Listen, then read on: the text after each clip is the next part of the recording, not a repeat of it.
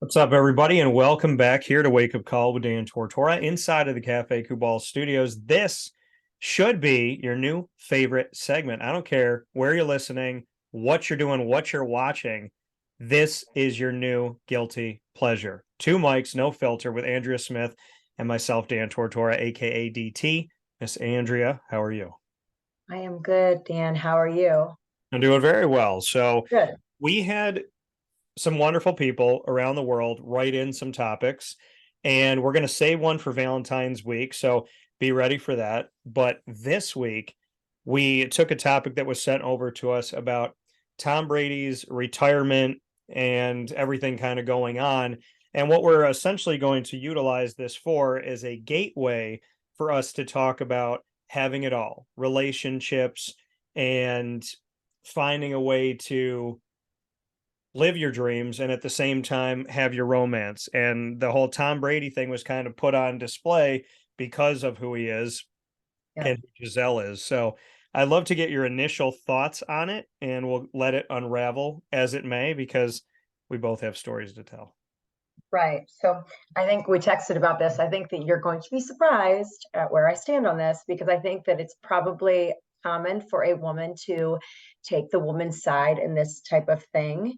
But I am on Tom's side. I think that listen, if you played sports growing up and you had this vision of wanting to be, whether you, or whatever, even if you didn't play sports, if you had whatever your dream was when you were a young kid, and then you lived out your dream, like it was so emotional seeing his retirement speech, right? Even if it was the second time, because you could see the pain and like he knows it's time to hang it up. He knows he didn't have the season that he wanted to have, and it's really time he needs to kind of move on with his life, right? But you could see that this is a tough decision to walk away from something that it's your identity, it's Yeah. who you are. And listen, on the marriage side of things, like obviously the divorce is done, quick, Mhm. final, whatever. And by the way, today on page 6 they shared on Instagram a thirst trap from Tom Brady sitting in some kind of paradise, so he looks like he's doing okay. I just want to throw that out there. Yeah. But the thing is this: she supposedly, there's stories that she says that she put her career on hold all this time for his career, blah blah blah, right? Well, yes, in a normal situation for normal people, right, maybe a woman puts her career on hold while the husband chases his career, right? In a normal setting. But they're bazillionaires, Yeah. have the ability to have help, right? So she could have traveled the world doing her modeling and all the things that she wanted to continue to do, acting, modeling, whatever, and taking the kids with her with 5 live-in nannies with her. Yeah. Like that could have been an option for them. So it's like I don't feel a whole lot of sympathy for that because you didn't have to put your life on hold, right? Not when you have the means to support it. Yeah. I mean, I think, well, you bring up a good point is, you know, if you, some people like, okay, in dating, and I don't understand this because this is 2023. But I've met a couple women, one very clear that she's like, I want to be a stay-at-home mom. And I was like, okay, well, how many kids do you want to have? She's like, at least 6. And I was like, what do you plan on me doing? And how much money do I have to make? She wanted to live on Long Island. So I said, I got to make $500,000 just to clear the house. Like, and on top of that, she's like, well, you need to sacrifice. I don't know if you're willing to sacrifice for your children, and you're going to have to get jobs you don't like. I said, madam, I have worked jobs I don't like and worked my tail off so that I could have a career where my dreams pay my bills and then some. I'm not going backwards because you want to have the Partridge Family and stay at home with them all the time. Listen, her argument was for the first 6 years of their life, they're impressionable.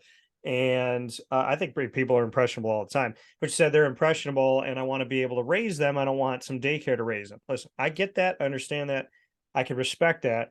At the same time, I'm not going to kill myself because she was making no sacrifice. I want to live across the street from my family. I want to live on Long Island, which is one of the most expensive places in the entire country. I, you know, she and she want and she well she and then she'd play the man card, right? Well, other men have done it, So if they can do it, you can do it. And I was like, this is not a whether or not I'm a man. This is whether or not I'm a doormat, and I won't be. So you bring up the point of they both had money, which they did. Giselle, listen, people will know Giselle forever. She's gorgeous. She's been a model. She's done a billion different things. And I respect that. I appreciate that. Your point that you brought up as a woman is that she's got money. He's got money. She might have more money than he has. And at the end of the day, if you have that type of money, you can have your kids watch. And let's be real about Hollywood. There's a lot of women not watching their kids and a lot of men not watching their kids, because when you have that money, they, pay for the nanny and whatever. So I don't think they're going without. So the whole like, well, I had to stay at home and take care of these kids. You didn't have to stay at home. Now, if she wanted to be a stay-at-home mom, that's her choice. And I commend it, but that's her choice. And for them to not be together over that, and listen, we don't know. I only use Tom's situation as in because somebody sent it over to us and I'm using it as an open door. I don't witch hunt anybody. I don't go after anybody. I don't know what their life is, and I'm not going to pretend to know what their life is. We're using this as an example because in their unique situation, they have the money to hire a chef, a nanny, a butler, 15 robots to wipe your butt when you go to the bathroom. I mean, they don't need they're not begging for help. So, I like that you bring up that point because it's true. If she was sitting there going, well, I got to sit home with all these kids, it's like, well, you don't. You don't. Like, really, to be honest with you, the only people that are in that situation are A, if you choose to be in that situation, or B, financially, someone has to stay home with the kids because you can't afford childcare or whatnot while the other one works. I mean, otherwise it's pretty much a choice. Yeah.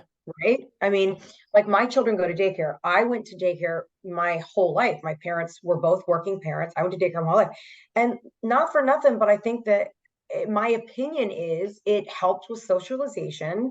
And I have to tell you, from my stance, I'm a better parent because I'm not with my kids all day. Like, I appreciate anybody who can do that because it is the hardest job in the world. And like, if you have the patience for that lifestyle, I appreciate it. And that's great for you. But like, for me, it's not for me. Chasing my dreams, chasing my career, that's for me. You know what I mean? And if I'm not happy internally, I'm definitely not going to be a good parent. I don't want to be the person, on social media doing like the mom memes all day about how miserable they are. Like, I am that person in a sense because I make jokes about it, but I don't want to be the mom who's at home all day complaining about how she doesn't get paid for her job of staying at home. And she, husband's gone. The moment husband gets home, she hands the kids over. That's not who I want to be. I've got my own dreams. And so in the sense of Tom Brady and Giselle, like if they have their own dreams and they're financially secure, as we all know they are, they both could have chased their dreams. Now, here's another thing. We don't know what's going on behind closed doors, right? Yeah. And what appears like he wins the Super Bowl and there's this family photo, last year of like them all looking happy together and like he's finally going to retire and she's just so happy. Great. We don't know what the ongoing relationship, what problems were and maybe how much football played a role in that. I'm sure there was some jealousy of where, she felt football was more important than her or the kids or something like that. I'm sure there's a lot more involved than what we know, but just from the outside looking in, that can't be the only reason. You know what I mean? Yeah. And here he's deciding to retire. The marriage is done. Is he hoping that it works out? Maybe he's hoping that they could turn things around. I don't know, but I can tell you by the thirst trap photo he's posting and by the fact that he's Tom Brady, I highly doubt he's going to have any problems making things work out for himself in general. You know what I mean? Yeah. And listen, I mean, so I can come to this situation as somebody who's lived it differently.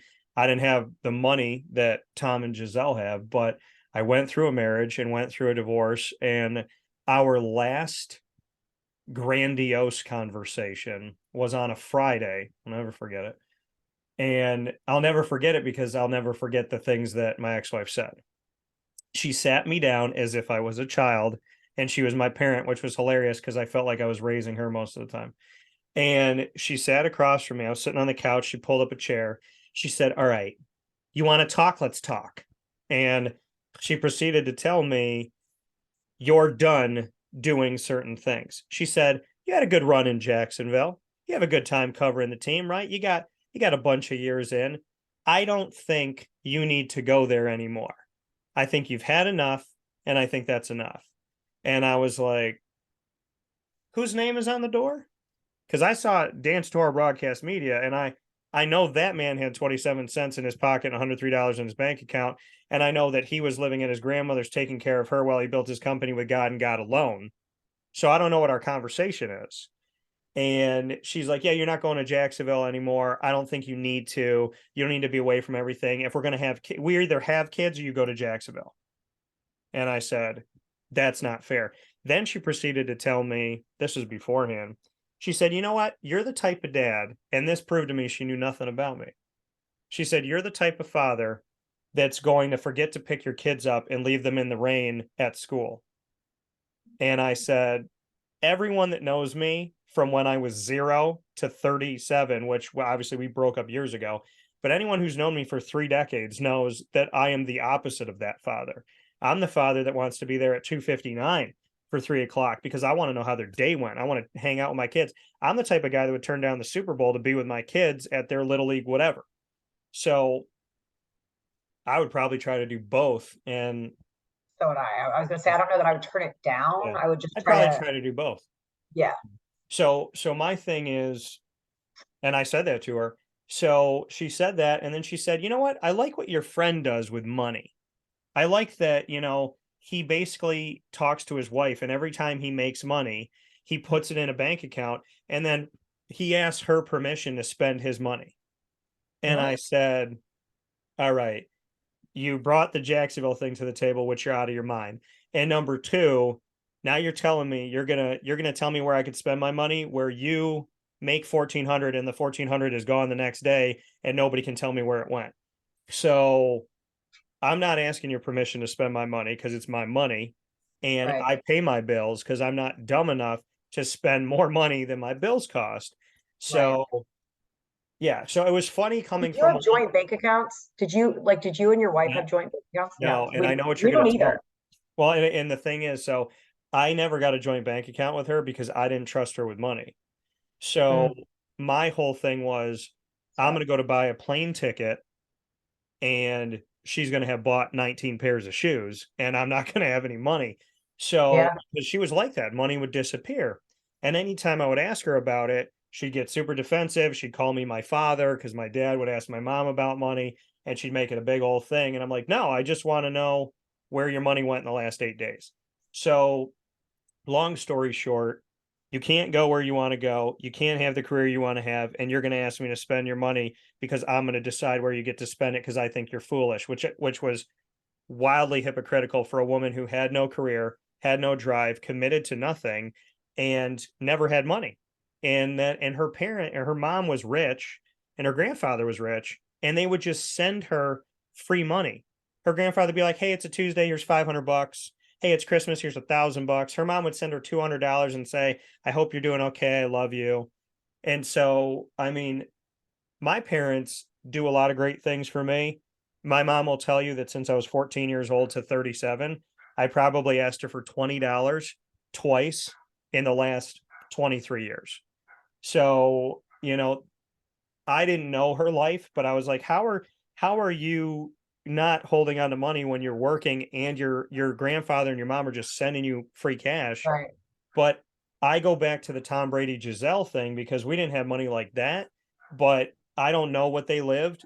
But my right. conversation with my ex was, you're not living your dreams to the point where you want to. And I told her, I said, I'm just getting started. I said, I haven't even barely scratched the surface. And she hate every time I would get to the proverbial glass ceiling and break it, she would say, you better get back under that ceiling. You better get Right. back under there. And because I don't, and she told me, she goes, I don't really want to see you. What did she say to me? She said, I don't want you to be successful. Why? That makes no sense. She's like, I want you to, she's like, that doesn't mean I don't want you to be like good at your job in your career, but she's like, I don't really want you to be any more successful than you are. And so, Okay, okay. Which in hindsight, it plays devil's advocate here. yeah, She's If I had to step away from the situation, she's probably trying to say, like, I like you the way you are. You don't need to go be better, bigger, whatever. Like, I like you the way you are. That's probably what she's trying to relay, but it's coming across obviously different. But who doesn't want their partner to be successful?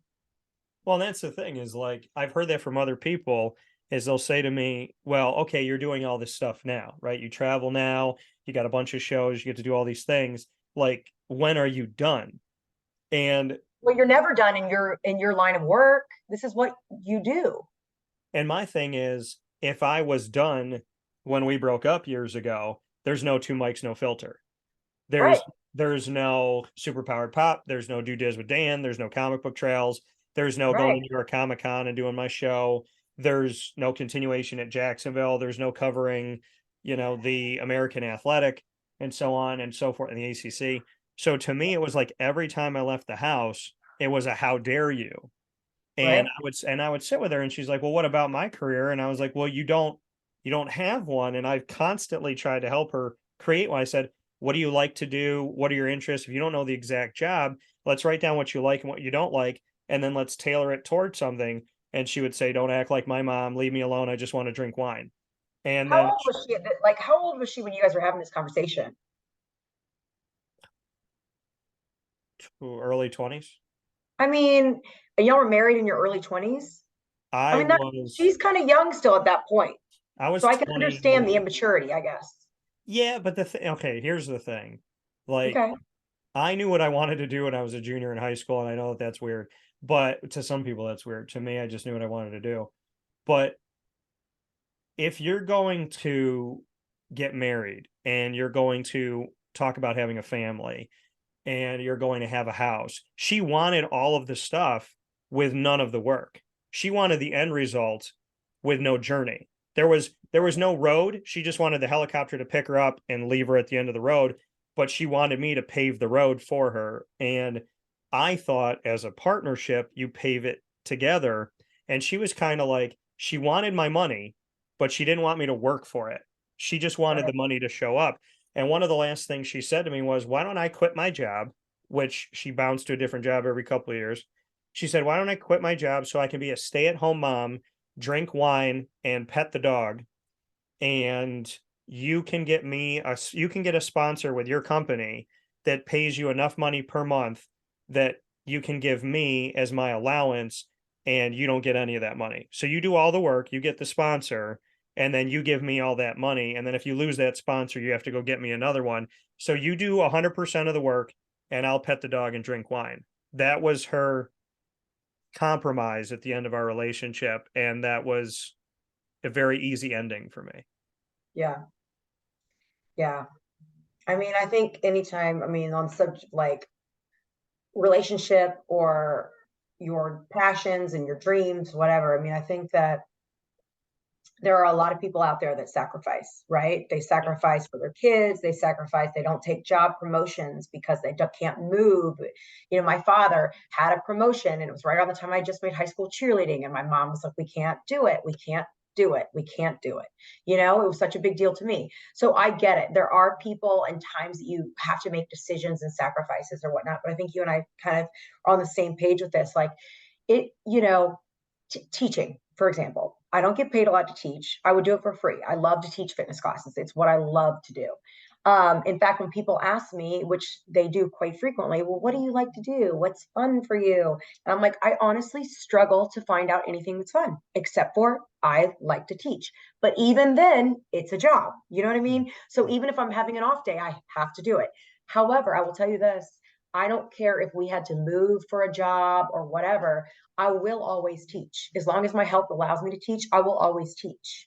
So if I was with a partner that told me, "Hey, you can't teach because I can't be taking the kids to school every day," or whatever, we can't compromise that. Like if you take them to school, what's the big deal? If I pick them up, like what's the big deal? Like let's do a trade off. You know what I mean? If I had a partner that was not okay with me teaching classes because it interfered with our lives as parents, it wouldn't work. You know, I'm lucky that in my situation, Josh, he works out just as much as I do. So for him, it's like that's something neither of us are willing to sacrifice. But I'll tell you right now, if either one of us was on the spectrum of, you work out too much, I don't want you to work out so much. 100%, we are both so psycho about this. Done. Yeah. That would be divorce. If either of one of us were like that. But you know what? I'm not going to not chase, outside of teaching even, I'm not going to not chase my career and not chase the things that I want to do for my relationship either. So if Josh wasn't easygoing and he was against me doing new things, or even doing things like this, you know what I mean? Doing new things, packing my schedule more, it's not going to work for me. But I'm willing to tell him that too. Well, yeah, and that was the thing is that, listen, did she make sacrifices? Yeah. I mean, now her family lived an hour away and she But what kind of hated, sacrifices? You didn't have kids. What kind of sacrifice was she making? well, she moved an hour. So she was living in Binghamton. I was up in Syracuse. She moved away from her mom, who she hated and couldn't stand being in the same house as her. But she said it was a sacrifice of being away from her family, even though her family just stressed her out. But so that was a sacrifice, but it was an hour and we could go there anytime we wanted. And we went there one year. We went there like every other weekend, an hour up, hour down. And that was fine until her mom started verbally abusing me. We went down there all the time. And I told her, I said, we're not seeing your mom because we're lazy or because I'm selfish. We're not seeing your mom because she's toxic and I don't want to deal with it. So if you want to go see your mom and you want to deal with like all that haze, that's fine. But I'm not in that world. So by the way, just slid in there a little song by Taylor Swift. But but no, so She won Best Music Video of the Year last night at the Grammys. yeah, well, I'm very FYI. yeah, we're very happy for her. She's fantastic. So, she is. Listen, I We are it, big fans. I I put it to you like this. If Taylor if I dated Taylor Swift and we made a truce that she wouldn't make a song about me and I wouldn't do comedy about her, I'd give it a shot. But Okay. I don't trust that she wouldn't make I mean, listen, I think she's pretty, I think she's talented, I think she's wonderful. I Mhm. like her drive. Mhm. And I feel like she'd probably understand me more than other people that I dated. At the same time, what'd you say? She's deep. Yeah, She's deep. so I feel that for real. But yeah, I mean, to get back to it, being in the situation that I was in, I've always been a dream chaser. And anybody that knows me knows that I worked my butt off to make money doing what I love, loving what I do, and not having to do anything else. Because when I started, I was doing other stuff. I was working 2 jobs, 3 jobs. So I know what it's like to be like, man, I don't want to do this. Like I was at other jobs writing down stuff for my show, talking about my show, and somebody would come up to the window. I was Which, always by the way, is something about in your 20s. Like, people are working hard so that they can make their career and make things happen. I mean, it's not uncommon what you're talking about doing. well, and that's the thing is that I thought, okay, she's so proud of me, right? She's so Right. happy for me. She's proud of me. And I want to be proud for her. She doesn't have a career, so I'll support what she does in the moment. And I always did. I'd come to see her at work. I'd bring her a coffee. She'd look like, why are you here? I'm busy. And I was like, okay, well, here's your coffee. You're welcome. Have a great life. But, you know, for me, I've told women this all the time. I don't mind being the eye candy. I want you to have a red carpet event and I'll come there. I'm not going to stand there and hold your purse because I am not that type of dude, but I will hang out with you and I want to go to an event where it's about you, where it's your showcase, your event, your promotion. I want to celebrate that because to me that's sexy. But I want you to show up to mine too. And her whole thing was every time I got a new spot, like a new client, every time I brought on a new business, it was like making her upset. So I'd bring in more money. Well, I'm floundering. I'd be like, oh, I just did a great interview. Well, I hate my job. And I was like, don't take out on me that I'm chasing my dreams and you're sitting on the couch. There's a difference between the two of us. And I tried like crazy to help her and get her there. But you can bring a horse to water, you can't make them drink. And at the end of the day, we bring up the topic that we had today because I think a lot of people think they have to choose between their dreams and being with somebody. And she, her and other people have said to me, like, obviously you're married to your job and your job. And I told her, I said, my job is my first wife. And my first wife, we have a great marriage.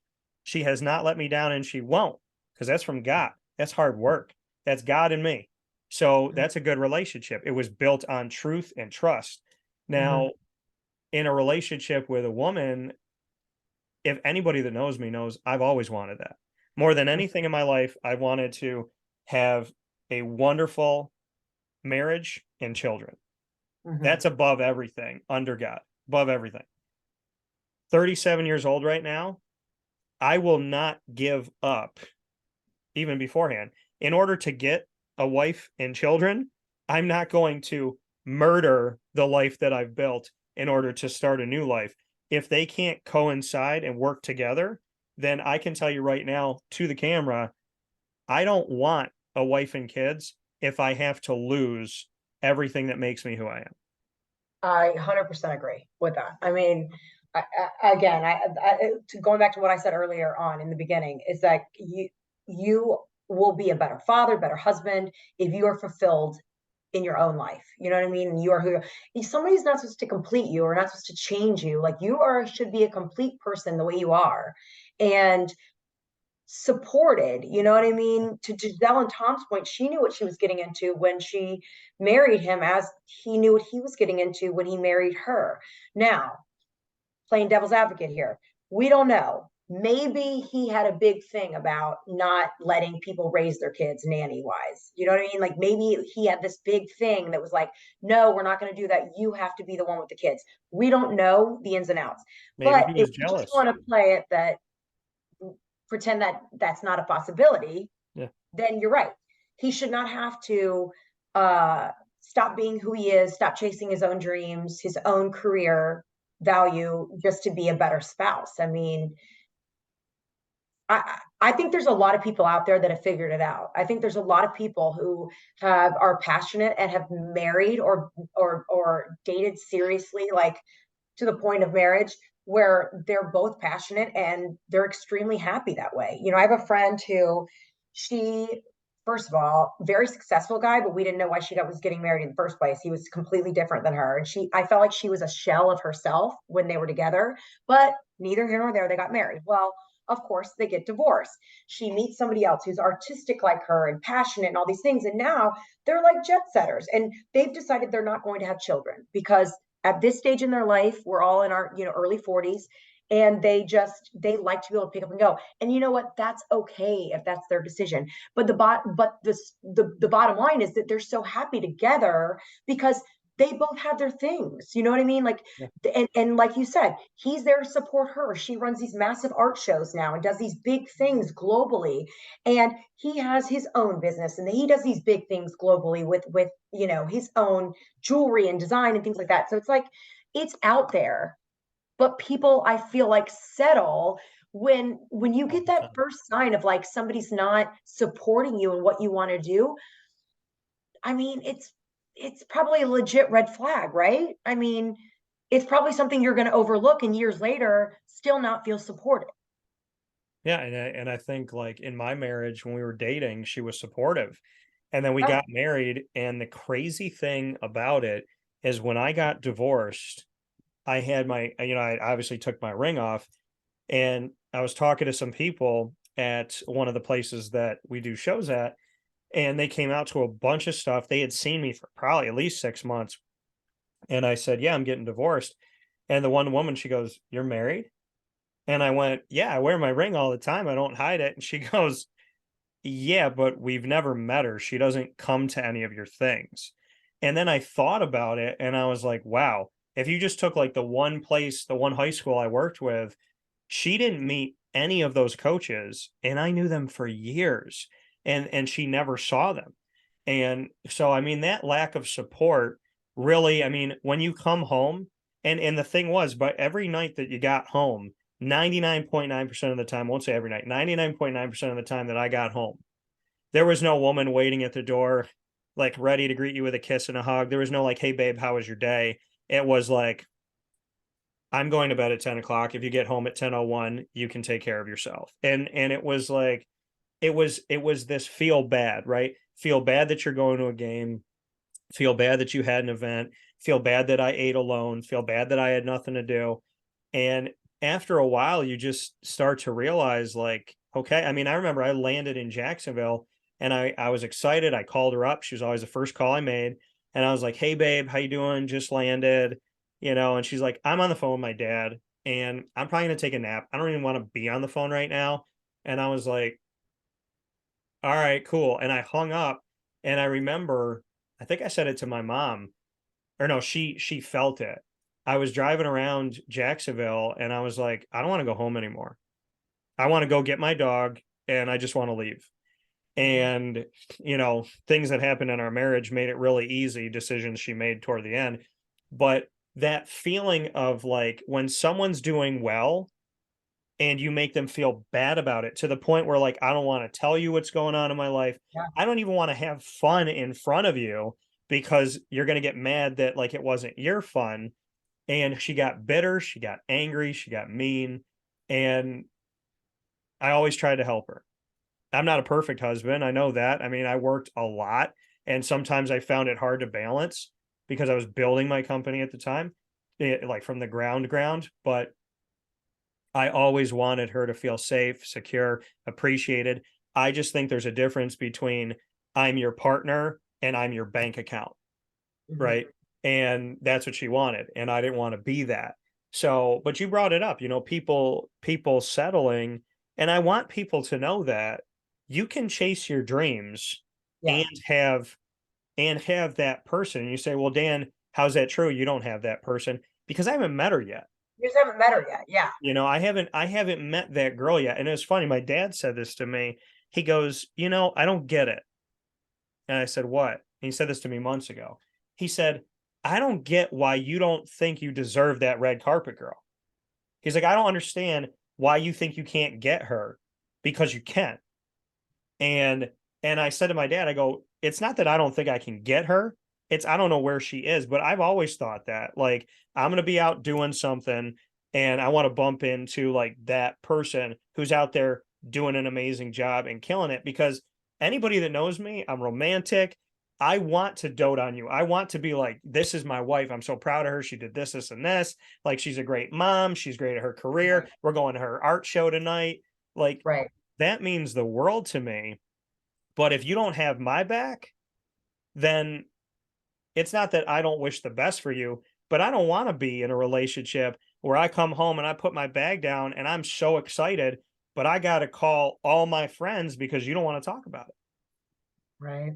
Yeah, I know a lot of people that are not, I don't, I take that back. I don't know a lot of people, but I do know people in this kind of situation where one is resentful that the other works so much. And for me, it's like, I don't really understand that because I've always, like I said, I grew up with parents that worked and chased their career and did things like that and, worked their way up in positions. And I've always kind of been a chaser myself. Like I want to chase the next best thing or pack as much into the day as you possibly can.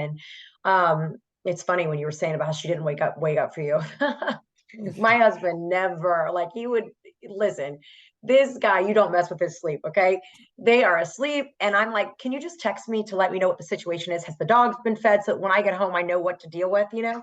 But it's so I have to say, I didn't think that was that unnormal. But I do think there are a lot of couples that are dealing with situations where one person is extremely passionate and a big go-getter, and one person is more comfortable being I don't want to, this sounds bad, but mediocre. And when I say mediocre, they're comfortable with, working a normal job and being managed by someone else and those types of things. And there's roles for everybody. Yeah. So there's nothing wrong with those types of people at all. And that's great. And on one hand, it's good that one person is extremely go getter and the other person isn't, maybe because then they kind of follow along that person, right? If that's the case. Yeah. But I know people that are in situations like you were in that it seems like all the person does is complain that the other is working all the time when that person's trying to ultimately work to prove to themselves, that they're successful and that they can provide and give a great life to their family.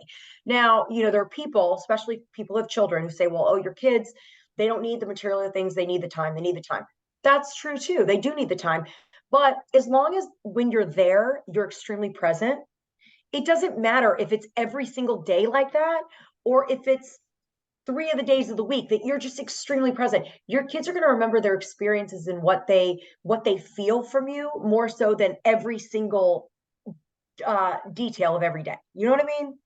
Well, yeah, So I like mean, I personally, I am on board with people that want to chase their career and try to do it all and have it all, because you get one life to live. I mean, you know yeah. what I mean?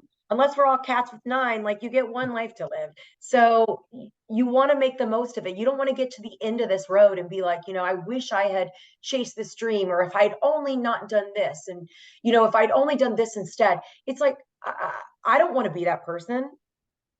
I want to finish my days. I want to be like a Tom Brady and say, you know what? I lived to the fullest. I won the awards. I did all the things. Well, the thing is, and I'm going to be really, as we always are, real. And I want people to hear me when I say this. Let's say you meet that person.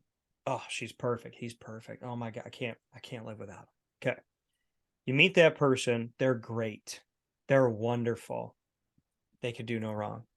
And they say, babe, don't you love me enough to give all this up? You love me No, enough, right? You choose me over it, right? You put me no. above it, right? Okay, let me paint a picture for you folks. Let's say you give it all up. Let's say you buy it, you drink the Kool-Aid, you gave it all away. What are you going to do when that person cheats on you? What are you going to do when they leave? What are you going to do when you get divorced? Because they didn't kill you once, they killed you twice.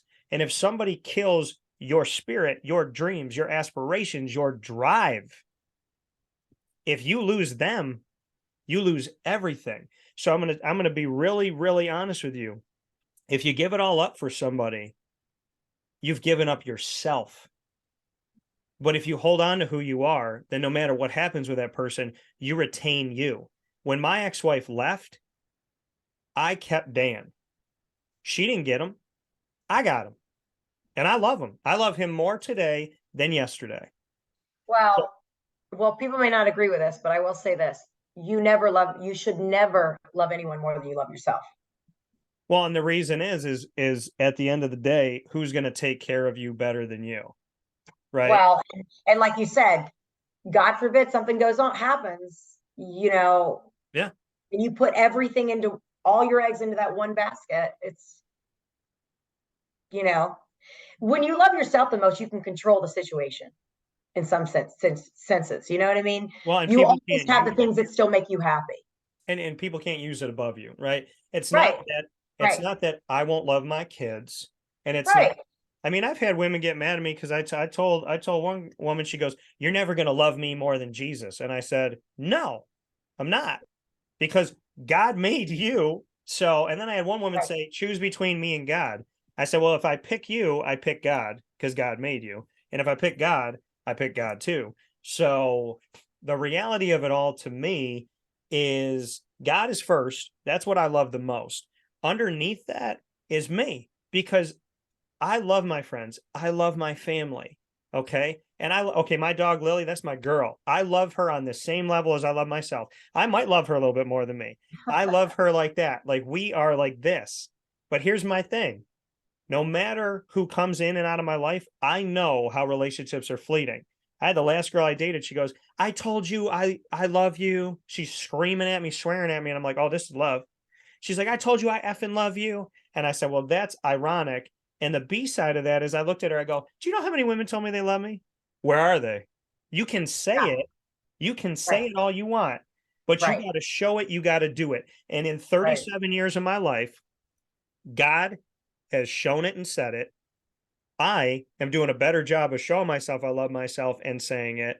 And I take care of my own. I am not perfect, but I'll tell you this, if I'm so busy and I work so much, why do you and I talk all the time? Why do my friends and I talk all the time? Why do my parents and I see me every single week? Because I look at the girls that I date and the girl that I was married to, and I say, with all due respect, I'm chasing my dreams every single day, but my people, my squad, my circle, they hear from me. So what's your Right. problem? Right. Well, again, we can really leave this on a wonderful note. Then you can listen to Miley Cyrus all day with I can buy myself flowers. Okay, because uh, you can. Yeah. You don't need anybody else to do these things. And the thing is, and it's a shout out to Witty Wicks. They actually made a candle the smell, the scent of the candle is bought myself flowers. I think I saw this on your Instagram story. That's so funny. That's so funny. I love that they do like catchy things like that. That's so funny. Yeah, like I wanted my house to smell like hot chocolate, so I got their candle Mother Fudger, and I That's cute. yeah, and I put it in the house. My dad walked into the house and he was like, as soon as he walked in, he goes, "Why does it smell like chocolate?" And I was like, "Ooh, it's working." Oh, So that's yeah, I'll have to check it out. I gotta get a candle. We gotta bring something down to you. You've been very Yeah. kind and generous. We gotta hook you up with some Witty Wick stuff. Yeah, I have to check out their website and stuff and see what they got going over there. Cause I love that they came out with I love catchy stuff when somebody follows the trends. I Oh love yeah. that. They had Um, they had Christmas themes that the scents were named after statements that were made in the movie Elf. oh my God, hilarious. By the way, one of the best Christmas movies of all time. Yes. It's the reason why I never liked Will Ferrell before Elf, and now I like Will Ferrell. I've always liked Will Ferrell since he did the cheerleader skit on SNL. Yeah, see on SNL I couldn't Loved him. I wasn't there with him. I was like sometimes, but then Elf, I was like, nah, this guy. So funny. That movie is so funny. Step Brothers is so funny. He is so funny. I love the He is part where he hilarious. walks out and the car hits him in New York City and he rolls up on the windshield and falls down on the ground and he pops up and he goes, sorry. Yeah, So we all I mean, we watched that movie between that and The Grinch and Cat in the Hat. We've probably watched, which not him always, but those types of comedians. We've watched every that movie, probably all three of those movies, probably 100 times each in the last year alone. well, My it's a the big Grinch. options in my house. Well, Jim Carrey being the Grinch, the movie that I can recite word for word, front to back, anytime is Jim Carrey's Liar Liar. So Oh, really? one of the Yeah, greatest movies ever made. I'm not a huge Jim Carrey fan. It's funny you say that, but that is funny, a funny movie. You know what mine is? Hmm. Movie. Do you remember the movie? You're not gonna remember. It's the girly movie from like the '80s. Troop Beverly Hills. Beverly Hills. Troop Beverly Troop Hills. Beverly Hills. Shelley No. Long played in it, and it was like, if you have any female listeners, they're gonna know this.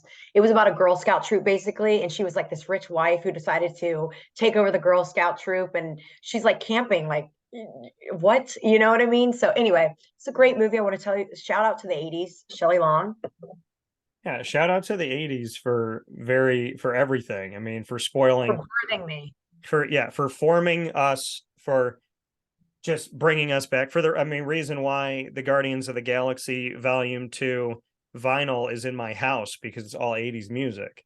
So and I turned it on. My mom had never seen the movie. I popped it on and she was like bopping to the song. She knew the Oh, first that's so one, the funny. second one, the third one. And I looked at her, I go, see, Ma, you would like this movie. You got to open up your mind to, a talking raccoon and a tree, but you're gonna like it. Okay, speaking of movies, really quick, let me just say this Yeah. before we go today. So I have to tell you, last night, so first of all, I had food poisoning this weekend. It's been a weird weekend. I had food poisoning, so we told the kids that I wasn't there, but I really was there in the back, in the bedroom with the door locked, whatever. So when they finally realized I was there, they finally come in the room, whatever. We're all laying down in the bed, and my son's like, "Let's watch Zombies." And we hadn't watched it in a while. And my daughter is on my phone. Whenever I don't respond back to text messages for a while, by the way, that's, that my kids are on my phone. But my daughter's on my phone watching videos, and all of a sudden they start playing some of the songs from the Zombies soundtrack in the movie. And my daughter puts that video down, and everybody in the bed is dancing. I'm telling you, it's a good soundtrack. I'm sure that I I mean, just want to listen. say, if you guys did not catch our top songs of 2022 and all those things, Yeah. the Zombie soundtrack was one of mine. So just throw that out there. Well, and listen, I love the Disney Channel original movies. There's a lot of great stuff there and formed a lot of crushes there too. And at the same time, I will say that in the same respect, everybody's making fun of Twilight when it came out. And then, like, I was laughing when somebody made fun of it. And I go, wait a minute, I can't laugh about something I don't know. And then I watched the first two and I loved it. So I'm Team Don't Jacob. get into that too much. I'm Team Werewolf all day. Vampires are weird. They And are. except for Blade, but Blade is a half C. Blade is a human vampire. I have friends that were super into it, but I could never get into it. And I could never get into the one that was on HBO either. Bad Blood, maybe it was, or True Blood. True Blood. Yeah. I could never get into that either. Yeah, I'm not like a vampire. That's not my thing. But werewolves, they're big dogs. So I'm all about that. I can live in that world. So if you've learned anything from today's edition of Two Mics No Filter, I'm Yep. going to see how well our osmosis is. So if you've learned anything, it's 3 words. Oh no, wait. Well, yeah, I mean it's 5 words technically if you want to say this, but if you've learned anything from our show, I'm going to see if you know what I know. You want to try and say it together? It's something you said and something I made reference to after you said it. No, I have no idea. You have no idea? No idea. I'm trying to think. I'm thinking The fast. sense I of the can't Witty think. Wicks thing. If you've learned Oh, anything, it's that you can buy. yourself flowers. Yeah. Yeah. And So, I guarantee you, Tom Brady and Giselle are both individually buying themselves flowers. yeah. And I can also agree that there's plenty of men and women out there that would be more than happy to buy them flowers too. So I'm married and I will buy him flowers. we're not going to end on that note. Buy yourself flowers, folks. Have a fantastic day. Tom Brady, keep that porcelain chin pristine, the little butt chin he's got going. Listen, I don't want to knock on Tom Brady. He's a pretty boy, but you know, my best to you, But he Tom. wasn't always, so it's okay to be like he's Yeah. like a me. Did a little tweak here and there and look at him now. Yeah. So Tom Brady, shout out to you and to Giselle. We hope you're happy. And folks, remember that you can always buy your own self some dang flowers. True. Thanks, Andrea.